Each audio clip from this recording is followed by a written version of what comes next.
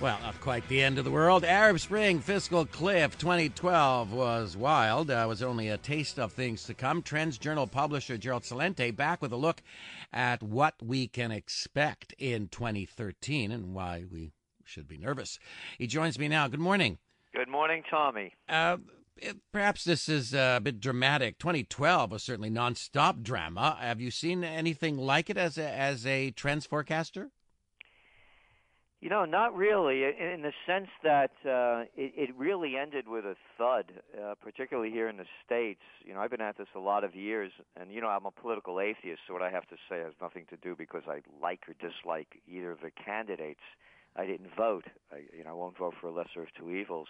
Having said that, after the election of Obama, the world equity markets, automatically took a dive. And then, of course, we had the bloom fell right off the election rose. And then you talk about drama, the D.C. drama queens and the Beltway Circle jerks, they then put us into another round of fear and hysteria with the fiscal cliff. Right. And nothing has happened like this before, where Washington has taken over so much control of the national psyche, but not on an up note, and the inability of them to accomplish anything. So it ended on a low note, and it's beginning on a lower note. 514-790-0991, Star Talk. Text your comment to 514-800. I know you're a political agnostic. What do you make of the president's reaction to the Connecticut shootings and the increased calls in your country for gun control, something we rarely see in the U.S.? Well, it's a culture of violence. I mean, look who Obama just announced as the new head of the CIA, a big proponent, a mastermind almost, of the drone attacks. Hey, yesterday, Tommy, they killed 12 suspected militants over there in Pakistan. Oh, yeah, and collateral damage. But they were close enough to the militants to be militant, and they were believed to be militant. How about the wars that 1 million people are killed in Iraq, ongoing ones in Afghanistan? You want to talk about gun control? How about the war that the Nobel Peace Prize winner won for going into Libya? And now they're talking about Syria. How about the violence in the video games? How about the violence that's nonstop in the entertainment business? It's a culture of cruelty. Why can't anyone call a spade a spade? And how about wasn't the NRA pointing out about the videos? They mentioned at that NRA press conference with Wayne LaPierre. I'm sure you watched that. But look at the other things that I just mentioned, and here's the big one.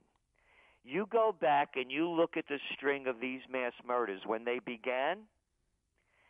It follows a parallel chart to the use of psychotropic drugs that have become a mainstay in American society. No one's talking about what drugs this kid was on. And then you watch the ads over here in the States. You're spared from them up in Canada, these drug ads. And you know how many of them end with, and this may bring on suicidal tendencies. Right. Yeah. And no kidding. And to me, there's some 300 million guns out there. Gun control will be as effective as prohibition, as effective of the war on terror, as effective of everything else they've tried to stop, the war on drugs. There's $1 trillion spent down the tubes. And then when you look at where the violence is coming from, most of it's coming from, gangbangers killing each other. So this, to me, isn't the solution. The solution is a plan for peace, for a peaceful society. And, boy, it's just not here. So what are some of the elements? What would be some of the elements, Gerald, of this peaceful society? Actually, you're going to be receiving, within a week, I'm coming out with Gerald Celente's 4 Rules of Peace. And they're going to be widely publicized. And I believe they're unique. And I end it with peace. Are you for it or against it? And if you're not for my 4 rules of peace, then you come up with better ones, because I'm open to anything. But we cannot continue to go on in this vein. Okay, you're going to send us a copy? Oh, you'll be getting it. It'll be a major announcement. 514-790-0991, Star Talk. Text your comment to 514-800. This question in this talk all over the net that a new world war is going to start either this year or next year, sparked by Iran. What do you say to that? Well, again, it's one of our top trends for 2013, war. And we don't believe it's going to be sparked by Iran. It's going on already. There's a war in Libya. There's a war in Syria. There's a war in Bahrain. There's a war in Yemen. There's wars throughout Africa, Central African Republic, the Congo, Sudan, Mali. You keep going around the Horn. And then you have class wars going on in Greece, in Spain, in Italy, in Portugal. You have wars going on in Tunisia and in Egypt. There's revolutions going on in both of those countries. Nothing has been solved. It's only getting worse. And what we're looking at is a war with Syria first. And as you well know, the Germans, the Dutch, the Americans, and others are putting Patriot missile batteries along the Turkish border. They're bringing in troops, and also they're gearing up more and more troops on the ground around the area. So we believe it's going to first go into Syria, and then Iran, of course, is an ally of Syria, and Iran is the target, and Syria is standing in is one of the dominoes in the way before they go after Iran. And we're saying that if there's war with Iran, it's the beginning of World War III. On the line with us, the publisher of the Trends Journal, Gerald Celente, 514-790-0991. Star Talk, text a comment or a question to 514-800. Gerald, this question here: why does the media not report the withholding the debt ceiling increase as fiscal insanity? Why is Obama such a wimpy negotiator? I don't know if he's a wimpy negotiator. It's who he is. And the thing that no one is talking about in all of this budget cutting is the defense budget and these continuing wars. It's when you look at defense and defense-related spending, Tommy, it's over $1.2 trillion. So it's all the special interests. So it's not about being wimpy. It's about them not going after the people that should be taxed more.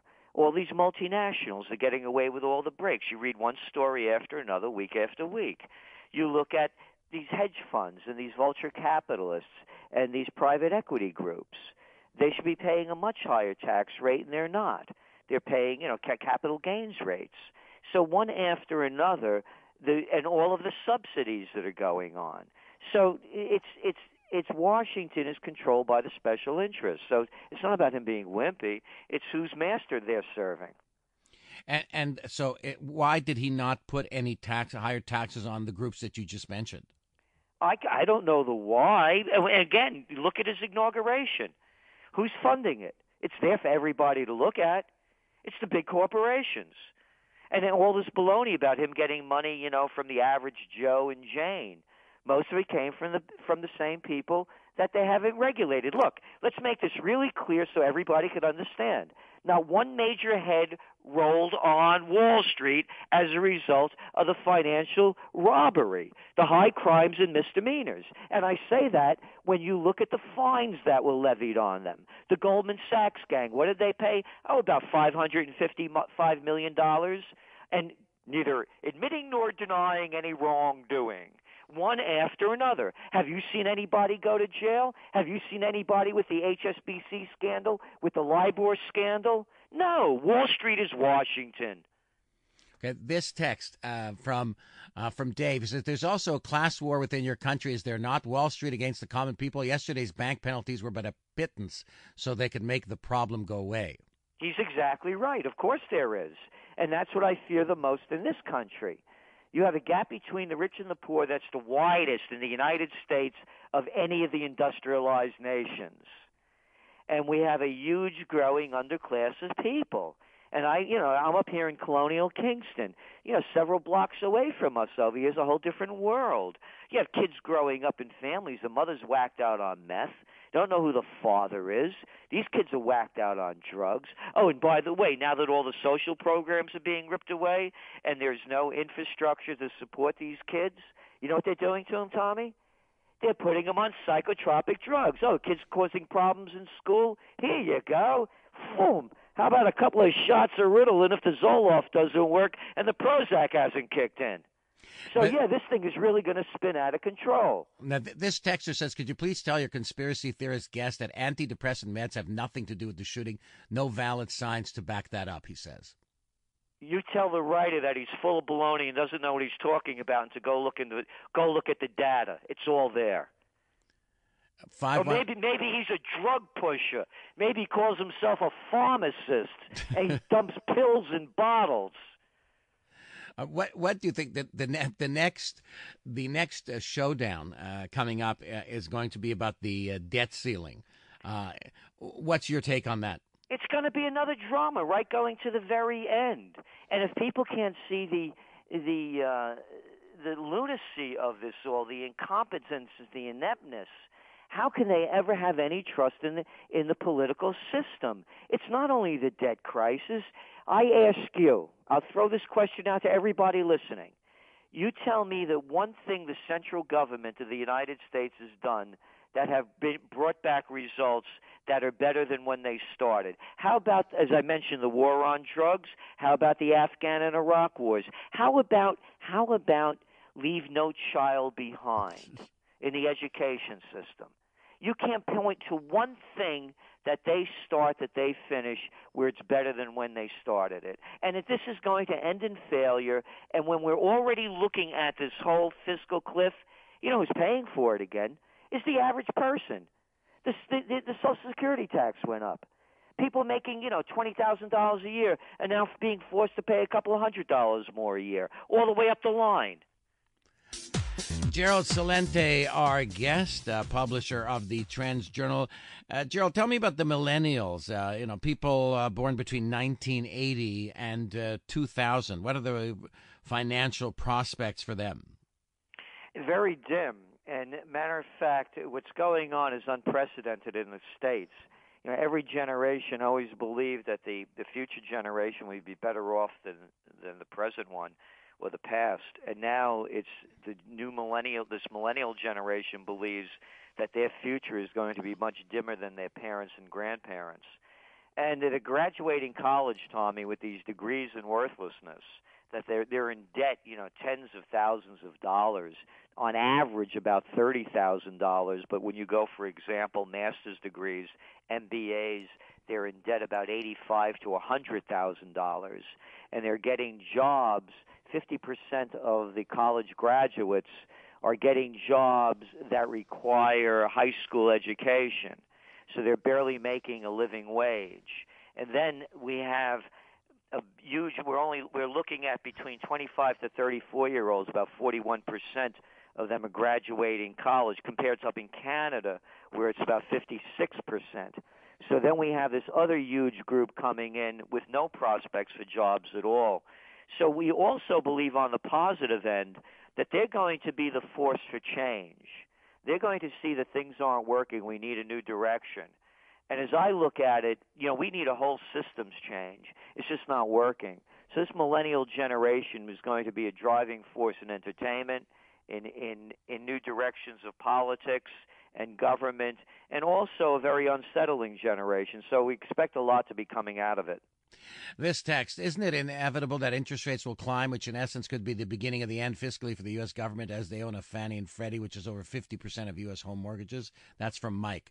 Do you agree with his assessment about interest rates climbing being inevitable? Absolutely. And they're doing it around the world. They have a new prime minister over there in Japan, Abe. Besides building the military, he's employed the Bank of Japan to lower interest rates and pump more money in. You look what's going on over there in the UK, the Bank of England, their interest rates from the bank at 0.5%. At some point, they're doing all of this, you see, to juice the economy. Yeah, I just bought a building, a historic building in Colonial Kingston, and I got a commercial loan for 3.25%, and they're covering closing costs, and they locked it in for 10 years. So what they're doing is this is the only thing that's keeping the economy afloat. He's 100% right, and when that happens, also the bond bubble's going to burst. This other text, with all the fiscal mess, what are the reasons gold is moving lower? Well, here's my belief, and I don't believe it's a conspiracy theory because we could look at the facts. Remember those 5 lovely letters, LIBOR? You know, the interest rates that are rigged by the major banks around the world. The major banks in collusion, or with knowledge of the Bank of England and the Federal Reserve, according to emails that have been released, knew about the rigging of the interest rates. Okay, this quick text for you to react on from Daniel says, why do we not hear about how bad the financial situation is in Europe? I was watching a Portuguese news feed. Babies there drinking cow's milk. People can't afford formula. In Spain, people coming home to their belongings out on their lawns because their homes are being foreclosed upon. Why aren't we hearing about this? Well, because what they do is the prostitutes in America and most of the Western press are, they like titillating, exploitive stories. That's why we keep hearing over and over again about the girl that was raped in India. How many times? It's a terrible tragedy, but it's not world news. But yet they keep playing these same kind of things over. We're going on with what happened in Steubenville with a rape.